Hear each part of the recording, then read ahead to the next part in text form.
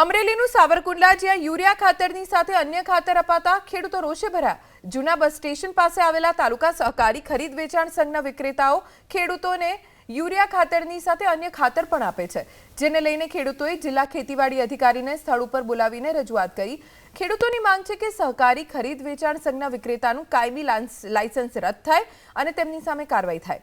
સંઘના મેનેજરનું કહેવું છે કે ખેડૂતોની રજૂઆત પછી તેમની સમસ્યાનું નિરાકરણ લાવવામાં આવ્યું છે।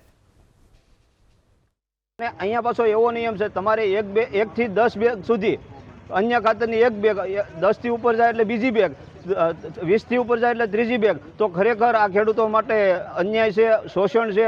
અને આ બાબતથી મેં મેનેજરને ફરિયાદ કરી તો મેનેજરે પણ મને સહકારનો આપ્યો અને મેનેજરે કીધું તમારે થાય કરી લેવો, પણ તમને આ ખાતર સાથે અન્ય ખાતર ઉરિયા ખાતર સાથે મળશે જ અને લેવું જ પડશે।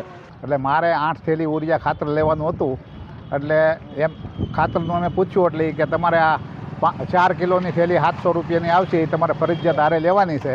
એ ખાતરની અમારે કાંઈ જરૂર ન હોય તો ફરજિયાત દેવા મજબૂર કરે છે।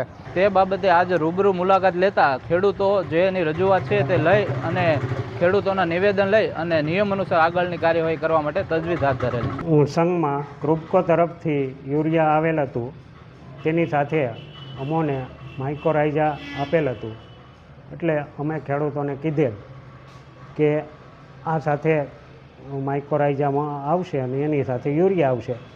એ બાબતે ગ્રાહક ખેડૂતોએ વાંધો લીધો અને રજૂઆત કરી, જેની અમે ક્રુબકોના જવાબદાર અધિકારીઓને વાત કરી કે ભાઈ ખેડૂતો સાથે ઘર્ષણ થાય છે અને ખેડૂતો આ ખાતર સાથે આ ખાતર લેવા તૈયાર નથી। એટલે ક્રુબકોના અધિકારીઓને અમે જણાવ્યું તો ક્રુબકોના અધિકારીઓએ આ બાબતે કીધું કે સાંજ સુધીમાં આ બાબતે નિર્ણય આવી જશે અને અમે કાલથી ખાતર વિતરણ શરૂ કરી દઈશું।